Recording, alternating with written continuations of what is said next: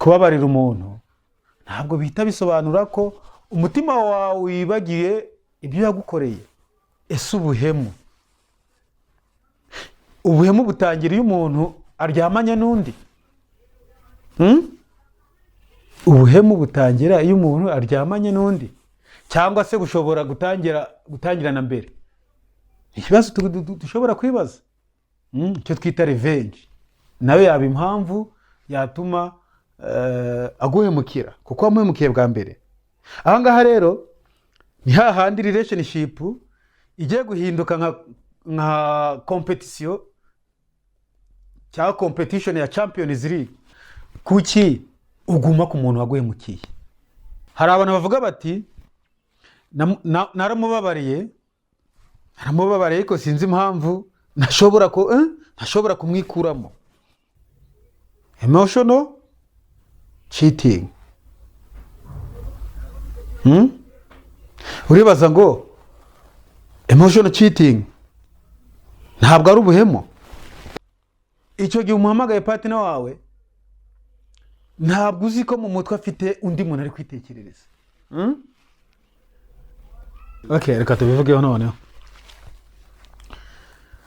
Turabasuhuje nanone bakunzi ba Home News TV, amahoro y'Imana abane namwe kandi mbifurije kugira ihirwe mu byo mukora byose, imirimo mwerekeje amaboko Imana ijye inyuzamo imigisha yayo. Turagarutse muri bya biganiro tudahwema kubagezaho umunsi ku munsi.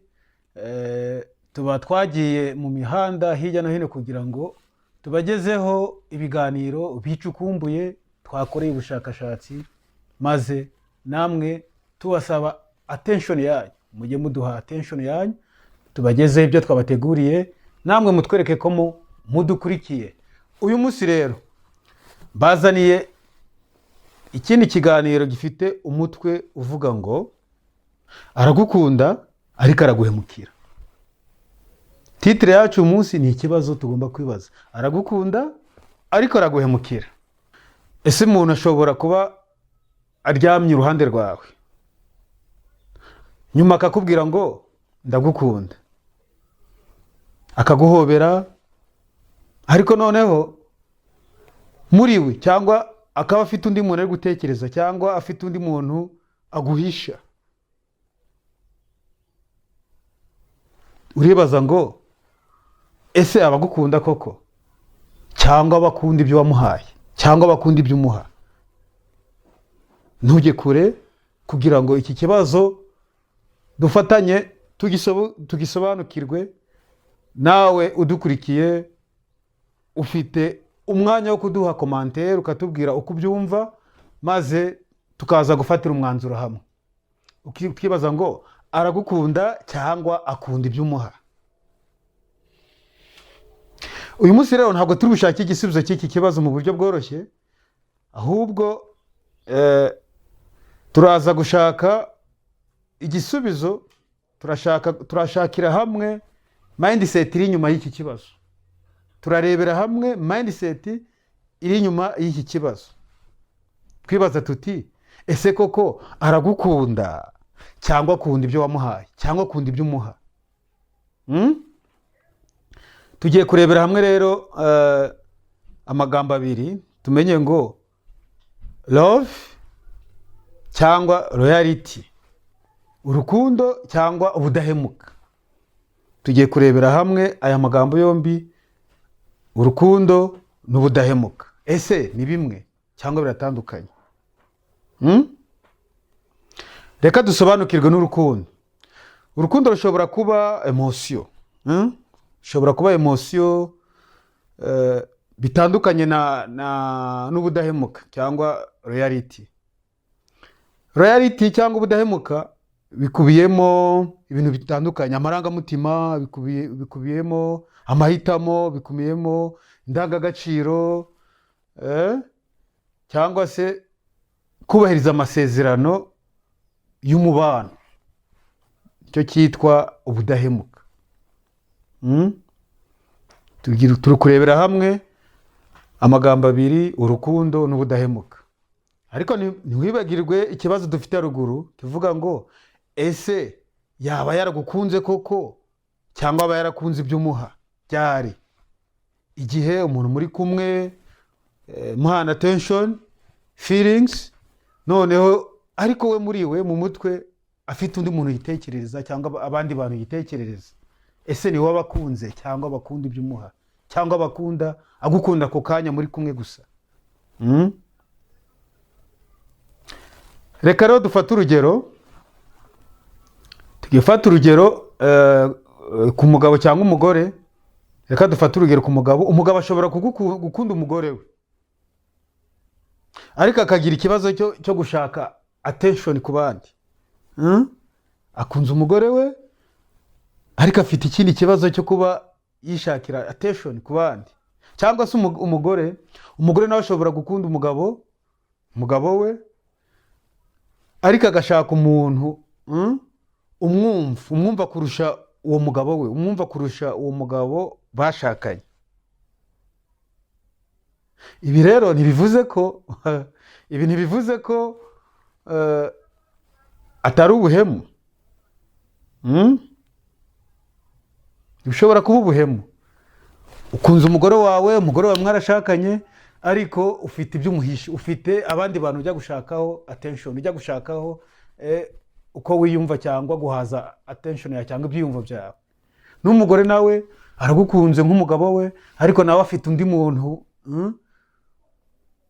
umwumva kukurusha cyagihe mu rugo muba muri aho mwicaranye nta kuganira, umugore arakubwiye ikibazo afite uramushihuye, umubwiye nabi ugize ute, aho niho bituruka bituma agenda gushaka undi muntu abwira akamwumva. Yambwira ngo sheri, umwana akamukiriza yego shushu. Ariko ntabwo bivuze ko atari ubuhemu. Ubwo ni ubuhemu. Turebere hamwe ni iki gishobora gutera ubwo buhemu. Cyangwa twibaze ngo kuki ubundi aguhemukira cyangwa kuki umuhemukira. Tugiye kureba possibility zitandukanye cyangwa uburyo butandukanye bushobora kuba bwatuma aguhemukira cyangwa umuhemukira. Urugero twatanze mwarwumvise. Impamvu ya mbere rero cyangwa possibility ya mbere, ashobora kugenda ashaka attention nk'uko twabivuze haruguru. Hari umuntu udashaka undi muntu cyangwa udashaka kujya gushaka attention ku ruhande kuko atagukunda. Ashobora kuba agukunda. Ntimwibagirwe title y'ikiganiro cyacu iravuga ngo aragukunda ariko araguhemukira. Ashobora gushaka rero kuri iyi mpamvu ya mbere cyangwa possibility ya mbere, ashobora gushaka undi muntu umwumva cyangwa gushaka ahajya gushaka attention kuko utamwumva. Iyo yaba impamvu ya mbere. Impamvu ya kabiri, lack of self control. Lack of self control ishobora kuba impamvu nayo ishobora gutuma aguhemukira cyangwa wowe umuhemukira. Uribaza ngo lack of self control gute? Umuntu afite feeling. Umuntu afite feeling. Kuba ufite feeling ntabwo bivuze ko agomba kugira uti, agomba gukurikiza buri feeling yose. Ufite feeling cyangwa ibyiyumvo mu Kinyarwanda, si ngombwa ko ibyiyumvo byose ufite agomba kubikurikiza cyangwa kubyubahiriza. Ushobora kuba ufite ibyiyumvo bimubangamiye. Iyo ni impamvu ya kabiri ishobora gutuma aguhemukira cyangwa umuhemukira. Impamvu ya gatatu ishobora kuba icyo twita revenge. Revenge mu Kinyarwanda, revenge no kwihorera, kwihorera. Urugero, waramuhemukiye bwa mbere, ntawe ati noneho reka nanjye muhereke. Bwa mbere waramuhemukiye, nawe agiye kukwereka noneho ko nawe ataragafuka imvugo arimo. Icyo twita revenge. Nawe yaba impamvu yatuma aguhemukira kuko wamuhemukiye bwa mbere. Aha ngaha rero ni hahandi relationship igiye guhinduka nka competition cyangwa competition ya Champions League. Kwa ni Champions League haba hari competition, ikipe ishaka gutwara igikombe. Aha ngaha naho bigiye kuba nka Champions League competition. Warampemukiye nanjye reka nkwereke. Wampemukiye rimwe, nanjye bwa kabiri ndaguhemukiye. ubwa gatatu nanjye nkuhemukire. Mwarangiza mukibaza muri uwo mukino muri iyo Champions League murimo mukibaza muti ninde watsinze? Ati wowe ukibaza uti namutsinze, cyangwa akakwibaza ati nagutsinze. Muribeshya cyane. Ahangaha nta muntu uba watsinze urimo, mwese mwatsinzwe. Mwese muba mwatsinzwe ahangaha.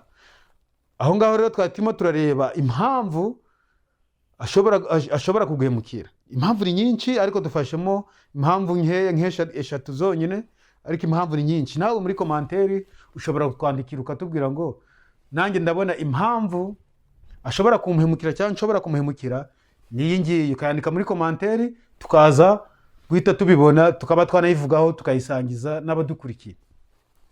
Tuvuze impamvu eshatu gusa ariko impamvu ni nyinshi. Tugiye kureba noneho ikindi kintu gishoboka, icyo twita emotional cheating. Emotional cheating. Uribaza ngo emotional cheating ntabwo ari ubuhemu? Wakibaza ngo ntabwo ari ubuhemu? Ukibaza uti hari ikibazo tugiye kwibaza cyangwa ibibazo bitandukanye tugiye kwibaza. Icya mbere turibaza ngo ese ubuhemu butangira iyo umuntu aryamanye n'undi? Ubuhemu butangira iyo umuntu aryamanye n'undi, cyangwa se bushobora gutangirana mbere? Ikibazo dushobora kwibaza. Nawe urabyibaza udukurikiye. Niba hari umuntu waguhemukiye cyangwa uwo wahemukiye, uribaza ngo ubuhemu bwatangiye igihe waryamanye nawe cyangwa bwatangiye mbere? Ni ikibazo. Reka dufate urugero. Tugiye fata urugero rw'umuntu ufite partner. Tuvuga partner ndumva birumvikana neza kubadukurikiye. Partner ashobora kuba wa mugore wawe mwashakanye, partner ashobora kuba wa mu girlfriend, wa boyfriend wawe, partner ashobora kuba wa mu best wawe. Nituvuga partner ndumva abadukurikiye muraza kumenya icyo dushatse kuvuga tugendeye kuri kiganiro turimo gukora. Tugiye fata urugero ahangaha, umuntu afite partner wewe, ariko afite undi muntu. Ufite partner wawe ariko ufite undi muntu. Ngo ni urugero tugiye kurebera hamwe ikintu gishobora gutera ubwo buhemu, cyangwa igihe ubuhemu bushobora kuba bwatangirira. Nimwibage ko turi ku ngingo ivuga ngo emotional cheating. Urugero rwa mbere rero hano turebye ko ufite partner ariko nawe ifite undi muntu. Tugiye kureba igishobora gutera uko guhemukirana. Ufite partner wawe, umwandikiye mu gitondo uramwandikiye, umubwiye amabanga, umubwiye ibibazo ufite, cyangwa nawe akubwiye ibibazo bye. Uramuhamagaye buri kanya, mu gitondo uramuhamagaye, saa sita uramuhamagaye, nimugoroba uramuhamagaye. Ushobora kumubwira ibintu bitandukanye, umubwira ati partner cyangwa sheri cyangwa shushu, mfite ikibazo iki n'iki, cyangwa ndi muri enjoyment imeze uku nguku. Icyo gihe umuhamagaye partner wawe, ntabwo uzi ko mu mutwe afite undi muntu ari kwitekerereza. Umuhamagaye buri saha, umuhamagaye buri kanya, umubwiye feelings zawe, umubwiye aho uri, umubwiye uko biri kugenda. Umubwiye ko wamubuze, sheri I miss you, bimeze bitya sheri, ku kazi byanze biri kugenda uku nguku, nabuze izuba rimeze nabi. Yifite undi muntu ari kwitekereza mu mutwe. Noneho hanyuma ntako utagize, uzi ko wamwemeje, ntako utamufashe neza. Noneho nyuma wajya kumva arakubwiye ngo ngo hajya sheri wari ukumbwira iki? Kubera iki? Yari afite undi muntu ari kwitekerereza, yari afite undi muntu aha attention yiwe. uribaza uti ese ubu umuhate uba washyizeho hari uko utagize, wakwibaza ngo hari icyo ntakoze. Wowe muri wowe wakwibaza ngo hari icyo utakoze. Niba mu byumva byawe wumva ko nta cyo utakoze, umutima utagucira urubanza, don't worry, nta kibazo. Icyo gihe biterwa nuko mwiyumvanamo, biterwa nuko mwatangiranye. Ariko tuba turi kibaza ngo ese ubuhemu bwatangiye cyagihe mwaryamanye cyangwa bushobora kuba bwaratangiye na mbere? Aho ngaho wakwibaza ngo niba umwandikira buri kimwe cyose, mukivugana umubwira buri kimwe cyose, umubwira uko umunsi wawe umeze nuko wagenze, yajya kugusubiza nyuma y'isaha akubwira ngo nkajya wari ukumbwira ngo iki.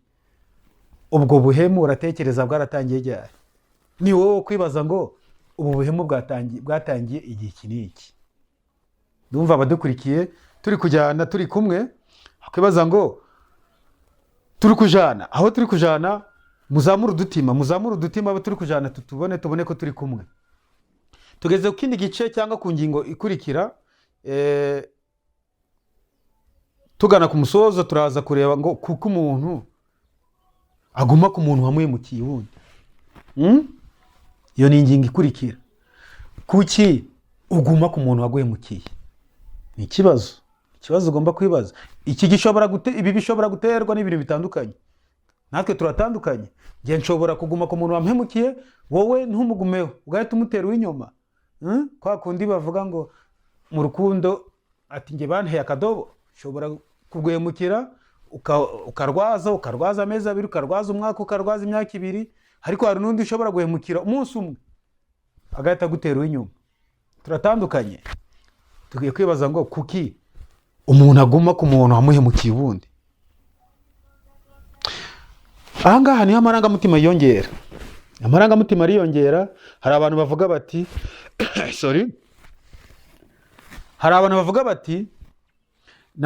naramubabariye ariko sinzi impamvu ntashobora kumwikuramo.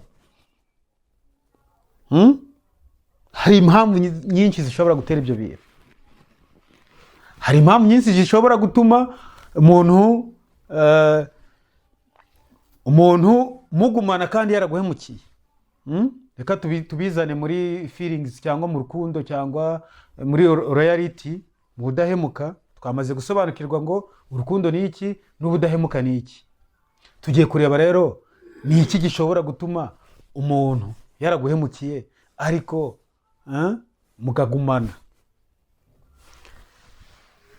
Icyambere gishobora gutuma umuntu mugumana kandi yaraguhemukiye, icyambere gishobora kuba imyaka mwamaranye.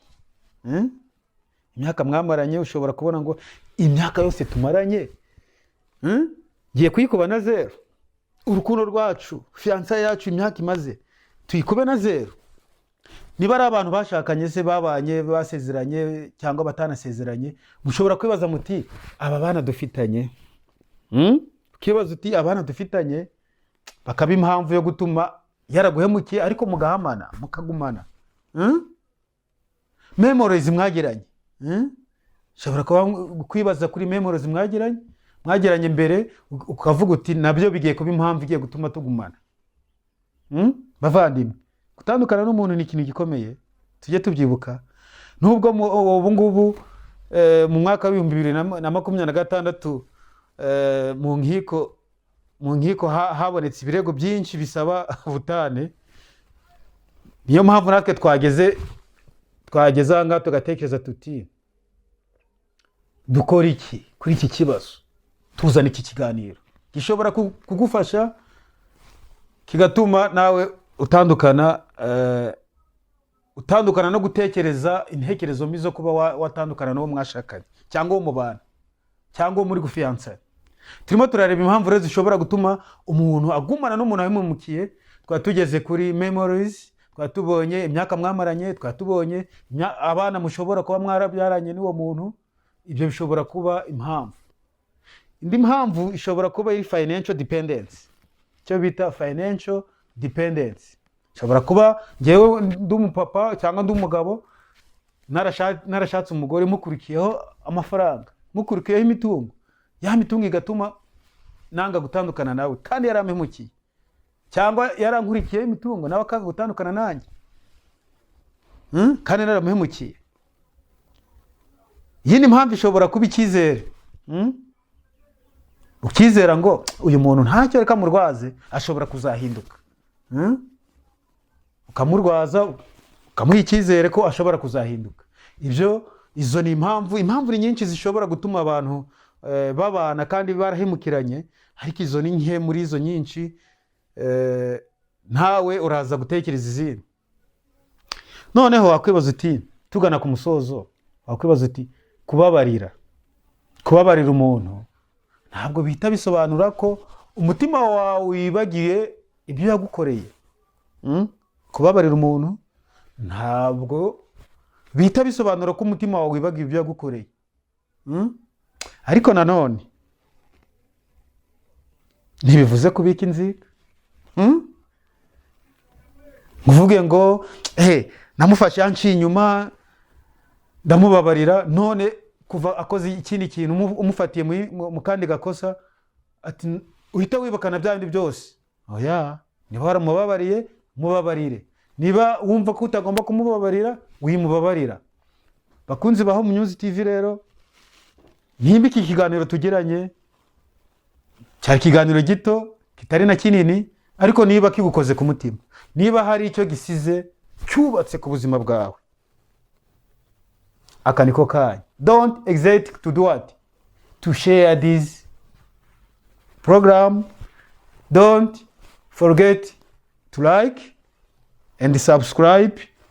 Naho butaha mu kindi kiganiro turi kumwe. Ciao, ciao.